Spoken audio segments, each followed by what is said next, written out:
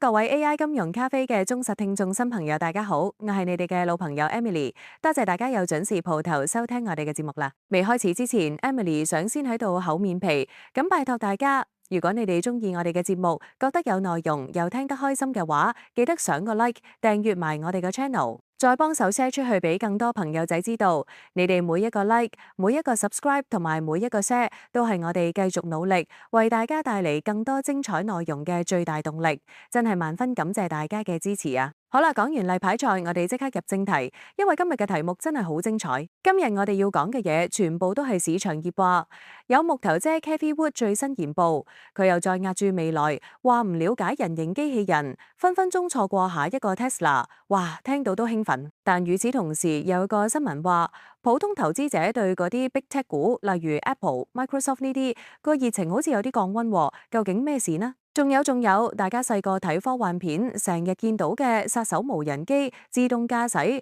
Robotaxi 呢啲 Sci-Fi Dreams，而家已經係 coming to life 啦。今日就等 Emily 同大家八卦下呢啲最新科技同金融市場嘅關係啦。講到投資界嘅 KOL 木頭姐 Cathie Wood 絕對係表表姐，佢旗下嘅 ARK Invest 最新份研報真係語出驚人。佢哋再次強調人形機器人將會係未來投資嘅一大重點。佢哋估計到咗2030年，人形機器人嘅市場規模分分鐘可以達到230億美元。哇！呢個數字真係嚇親人。佢哋甚至話，人形機器人嘅發展速度會快過想像，最終可以顛覆勞動市場，解決勞動力短缺問題，而且生產成本仲會不斷降低。ARK Invest 嘅分析師指出，人形機器人嘅成本依家可能仲係幾貴，例如一部 Optimus 可能要25萬美元，但係佢哋預計喺未來10年內，成本會急跌到2.5萬至3萬美元。咁想象下，如果一部機器人嘅成本低過一個普通工人嘅年薪，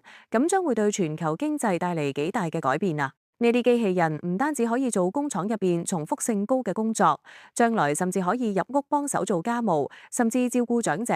真正做到家家戶戶都有一部。聽落真係好似科幻片咁，但係木頭姐就堅信呢個係未來嘅趨勢。唔了解人形機器人嘅投資者，就好似當年睇唔明 Tesla 咁，分分鐘錯過咗下一個大機會。佢哋仲話，如果投資者喺2018年冇留意到 Tesla 嘅顛覆性潛力，咁今次都有機會錯過人形機器人嘅黃金機會。對於睇好未來科技發展嘅投資者嚟講，人形機器人嘅潛力絕對值得密切關注。好啦，講完前景一片光明嘅人形機器人，我哋睇下另一邊有啲憂慮嘅消息。有最新嘅數據顯示，好多普通投資者對 Big Tech 股，例如 Apple、Microsoft、Google 呢啲熱情好似有啲減退喎。雖然今年 Big Tech 股嘅表現都幾好，但係有唔少散戶，特別係啲 older investors 開始覺得呢啲股嘅 valuation 太高，好似升到盡頭咁，所以選擇套利離場，轉投其他板塊。佢哋嘅錢有部分轉咗去邊呢？原來有啲 smart money 就流入咗啲傳統嘅 value stocks，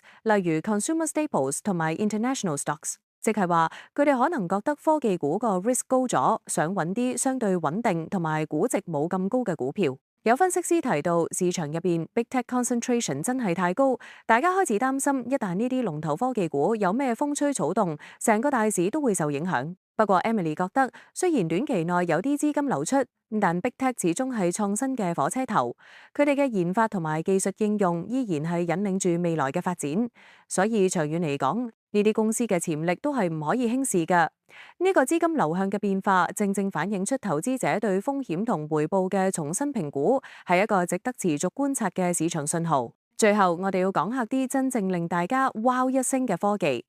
大家仲記唔記得細個睇科幻片，啲車識得自動駕駛，啲無人機可以幫手做好多嘢。最新嘅科技發展顯示，呢一啲 Sci-Fi Dreams 而家已經逐漸變成現實啦。由 Killer Drones 到 Robotaxis， 人工智能同埋啲 deep-pocketed billionaires， 好似 Elon Musk、Sam Altman、Mark Zuckerberg 咁，佢哋對 hardware 嘅興趣越嚟越濃，投入大量資源去研發同埋實現呢一啲 advanced technology。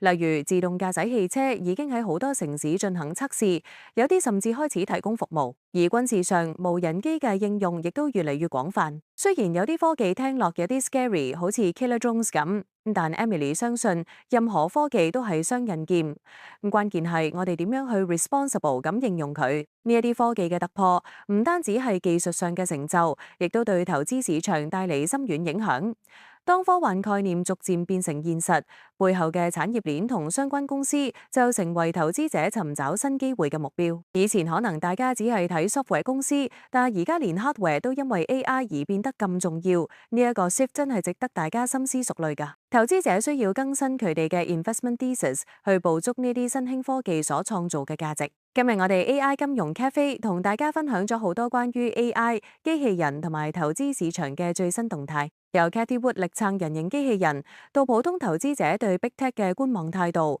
再到科幻變現實嘅先進科技，每個話題都好值得我哋去消化同埋思考。AI 嘅發展真係日新月異，佢唔單止會影響我哋嘅生活，更加會重新定義未來嘅投資格局。對於投資者嚟講，把握呢啲科技浪潮帶嚟嘅機遇，同時注意潛在風險，將會係未來投資成功嘅關鍵。各位聽眾，今日嘅 AI 金融 Cafe 又差唔多到尾聲啦，希望今日嘅內容對你哋有啟發啦。如果你哋有咩意見或者想聽咩話題，都歡迎留言話我哋知㗎。再次提提大家，記得 like、subscribe 同 share 我哋嘅 channel 啦。咁我哋下集 AI 金融 Cafe 再見啦，拜拜。